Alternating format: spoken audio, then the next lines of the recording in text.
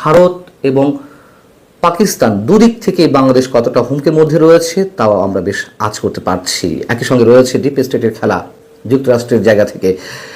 এ বিষয়ে খানিকটা আলোচনা করবে, তবে তার আগে বাংলাদেশের ময়মনসিংহের ভালুকায় দীপু দাস নামের হিন্দু ধর্মের যে মানুষটিকে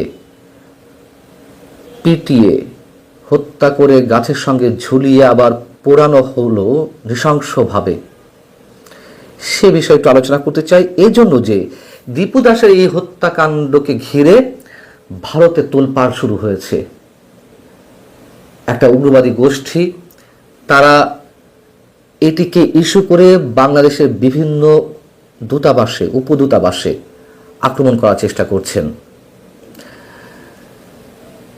দীপু দাসকে যেভাবে নৃশংসতার সাথে হত্যা করা হয়েছে, হত্যা করার পরও যে নারকীয় উন্মাদনা চালানো হয়েছে তার লাশ নিয়ে, আমরা যদি শুধুমাত্র এই ঘটনার নিন্দা জানাই তাতে আমি মনে করি নিজেদের প্রতি এক ধরনের নিজেদের প্রতারণা, বরং ঘেন্নায় লজ্জায় ধিক্কার দিতে হয় নিজেদেরকেই। এখন দীপু দাসের এই বিষয়টিকে ভারত সংখ্যালঘু নির্যাতন হিসেবে চিহ্নিত করে বিভিন্ন কর্নার থেকে বিভিন্ন গোষ্ঠী থেকে এক ধরনের হুঙ্কার হুঁশিয়ারি দেওয়া হচ্ছে বাংলাদেশের প্রতি। প্রশ্ন হচ্ছে, কেন দীপু দাসের এই ঘটনাটিকে আমরা সংখ্যালঘু নির্যাতন হিসেবে বর্ণনা করব বা অভিহিত করার চেষ্টা করবে ভারত? বাংলাদেশে সংখ্যালঘু নির্যাতন বা হিন্দু নির্যাতন হয়েছে এই কথা সত্য, কিন্তু যখনই যেটা ঘটবে সেটিকে এই সংখ্যালঘু নির্যাতনের মধ্যে কেন ফেলতে হবে? যদি একই ধরনের ঘটনার উদাহরণ টেনে নিয়ে আসি বা এর চেয়ে আরও নৃশংসতার কথা বলি, যেমন মাস দেড় দুই আগে রাজবাড়ির গোয়ালন্দে নুরু পাগলা নামের ব্যক্তির লাশকে কবর থেকে তুলে পোড়ানো হলো। এটা কি আরো উন্মাদনাময় নয়? কবর থেকে লাশ তুলে পোড়ানো হলো, তো এটা তো কারা করেছে? নুরু পাগলা তো মুসলিম ধর্মের একটু ভিন্ন মতাবলম্বী, মাজার সংস্কৃতিতে তার বিশ্বাস ছিল, তো তাকে হত্যা ঠিক নয়, তাকে কবর থেকে তুলে কারা পোড়ালো? এই মুসলমান সম্প্রদায়ের তো একটা অংশ, একটি উগ্রবাদী গোষ্ঠী। তাহলে এটাকে আমরা কি সংখ্যাগুরু নির্যাতন বলবো? যাই হোক, আবার ভারতের যে শুধুমাত্র উগ্রবাদী গোষ্ঠী এটিকে কেন্দ্র করে ভারতের বিভিন্ন দূতাবাসে হামলা করা, মানে বাংলাদেশের দূতাবাসে হামলা করার চেষ্টা করছে তা নয়। পশ্চিমবঙ্গের বাম দলগুলো তারাও একই ঘোষণা দিয়েছে, কলকাতায় বাংলাদেশি মিশনে তারা বাংলাদেশি মিশন ঘেরাও করবে। এর সাথে আরো অনেক বিষয় রয়েছে, যাই হোক সেই বিষয়ে আর বিস্তারিত গেলাম না। এখন বিষয় হচ্ছে যে ভারতের মানুষের মধ্যে যেই উত্তেজনা কাজ করছে তার পিছনেও আরো অনেক কারণ রয়েছে। বাংলাদেশের বিভিন্ন পর্যায় থেকে বিশেষ রাজনৈতিক দলের পক্ষ থেকে নানান ধরনের উস্কানিমূলক বক্তব্য দেওয়া হচ্ছে। সেভেন সিস্টার্স দখল করে নেওয়া হবে বা বিচ্ছিন্ন করা হবে, বাংলাদেশে ভারতের বিচ্ছিন্নতাবাদীদের আশ্রয় দেওয়া হবে। আবার ভারতের কোনো নেতা যে উস্কানিমূলক বক্তব্য দিচ্ছে না তাও কিন্তু নয়। কিন্তু বাংলাদেশে এই কাজটি কারা বেশি করে ছড়াচ্ছে? নিঃসন্দেহে আমরা বলতে পারি পাকিস্তান থেকে এই উন্মাদনাগুলো বেশি ছড়ানো হচ্ছে, উস্কানি বেশি ছড়ানো হচ্ছে। তার নতুন একটি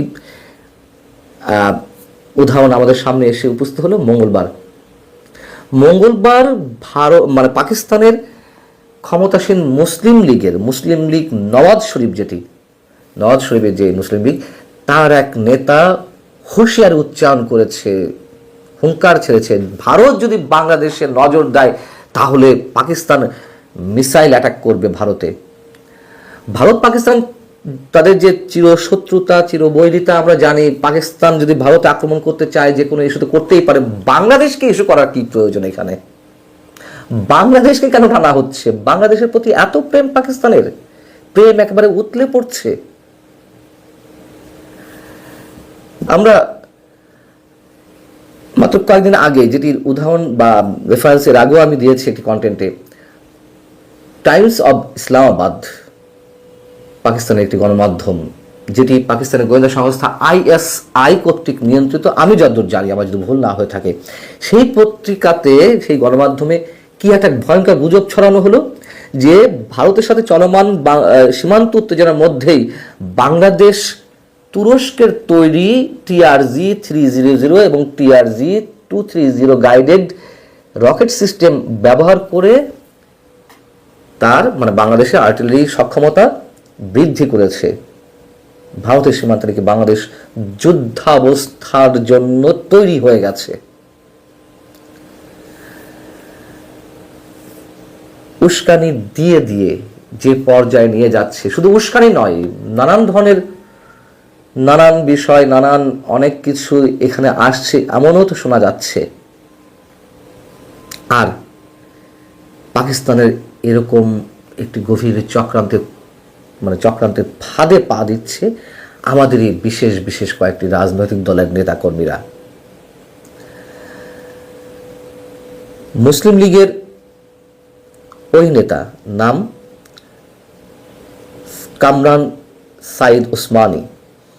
কামরান সাইদ ওসমানী মঙ্গলবার একটি ভিডিও বার্তাতে বলছেন, ভারত যদি বাংলাদেশের সার্বভৌমত্বে আঘাত হানে, যদি কেউ বাংলাদেশের দিকে কুনজর দেয়, তাহলে মনে রাখতে হবে পাকিস্তানের জনগণ, পাকিস্তানের সশস্ত্র বাহিনী এবং আমাদের ক্ষেপণাস্ত্র খুব দূরে নয়। বুঝুন অবস্থা।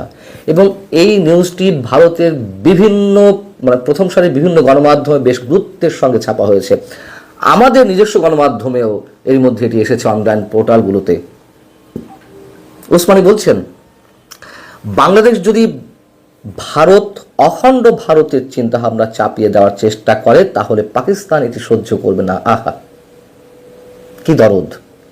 সীমান্তে বিএসএফ বাংলাদেশকে বিরক্ত করছে এবং বাংলাদেশকে হিন্দু রাষ্ট্র বানানোর চেষ্টা করছে। বুঝতে পারছেন তো আসল বিষয়টি? ৭১ যা করেছিল ধর্মের দোহাই দিয়ে আমাদের প্রতি, আবার তেমন এটি তকমা দেওয়ার চেষ্টা চলছে। আর কথা হচ্ছে যে অখণ্ড ভারত চাপিয়ে দেবে বাংলাদেশের উপরে। এই অখণ্ড ভারতের কথা বললে তো পাকিস্তান নিজেও সেই ভারতের অখণ্ড মানচিত্রের মধ্যে পড়ে যায়। নেপাল পড়ে, ভুটান পড়ে। বাংলাদেশ নিয়ে এত মাথা ব্যথা কেন তাদের? তিনি বলছেন, বাংলাদেশের পাকিস্তানের সঙ্গে সামরিক জোট গঠন করা উচিত। বাংলাদেশে পাকিস্তানের বাংলাদেশের ঘাঁটি স্থাপন করা উচিত। এর আগে আমরা দেখেছিলাম বা জানি, আমাদেরই একজন অধ্যাপক পাকিস্তান থেকে মিসাইল নিয়ে এসে ভারত সীমান্তে ভারতের দিকে তাক করে রাখার কথা বলেছিলেন। এখন পাকিস্তান তো ভুলতে পারছে না ৭১কে। কদিন আগে দুই দেশের মধ্যে, ভারত পাকিস্তানের মধ্যে যখন সার্জিক্যাল স্ট্রাইকের ঘটনাগুলো ঘটলো, তখন একটা পর্যায়ে শেহবাজ শরীফ তার একটি অপারেশনকে কেন্দ্র করে বলেছিলেন যে এটি ৭১-এর প্রতিশোধ। ৫ আগস্টের পরপরই, ২৪-এর ৫ আগস্টের পরপরই ভারতের উপপ্রধানমন্ত্রী ইসহাক দার তিনি বললেন পাকিস্তান তার হারিয়ে যাওয়া ভাইকে খুঁজে পেয়েছে, বাংলাদেশকে উদ্দেশ্য করে বললেন। আবার তিনি বাংলাদেশে এসে কি উদ্ধত্তের সঙ্গে বললেন ৭১ ইস্যুতে ক্ষমা চাওয়ার প্রসঙ্গে, যে হৃদয় পরিষ্কার করুন। নৃশংসতা, পৈশাচিকতা চালিয়েছে তারা, আর হৃদয় পরিষ্কার করতে বলে আমাদের। আশ্চর্যের সঙ্গে লক্ষ্য করলাম আমাদের কোনো রাজনৈতিক দল, সরকার তো বাদই দিলাম, কেউ এ কথার কোনো প্রতিবাদ করলো না। এদিকে বাংলাদেশের ধর্মভিত্তিক রাজনৈতিক দলগুলোর পক্ষ থেকে, বিশেষ একটি রাজনৈতিক দলের পক্ষ থেকে বলা হচ্ছে যে বাংলাদেশ স্বাধীন হয়েছে ৪৭-এ। ৭১ কিসের? ৭১ তো মিথ্যা। কেউ বলছে ৭১-এর প্রজন্ম ঘৃণিত প্রজন্ম। মোহাম্মদ আলী জিন্নার জন্মবার্ষিকী গত বছরও পালিত হয়েছে ২৪শে ডিসেম্বরে, ২৫শে ডিসেম্বরেও পালিত হয়েছে। আবার ভারতের দিকে তাকাই আমরা। ভারতের জম্মু কাশ্মীরের কিস্তওয়ারে বিক্ষোভ করেছে আরেকটি গোষ্ঠী বাংলাদেশের বিরুদ্ধে দীপু দাসের হত্যাকাণ্ডকে কেন্দ্র করে।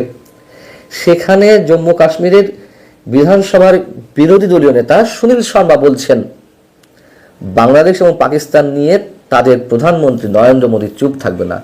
নরেন্দ্র মোদী চুপ থাকবে না, শেহবাজ শরীফ চুপ থাকবে না। দুজনে বাংলাদেশকে এখন ইস্যু করে তারা কি যুদ্ধে জড়াবে? তবে দায় আমাদের কম নয়। অন্তত ভারত ইস্যুতে যেই উস্কানিমূলক বক্তব্যগুলো দিয়ে দিয়ে খোঁচানো হচ্ছে, কি করবে পাকিস্তান আমাদের জন্য? সতর্ক থাকুন, নিরাপদে থাকুন। আল্লাহ হাফিজ।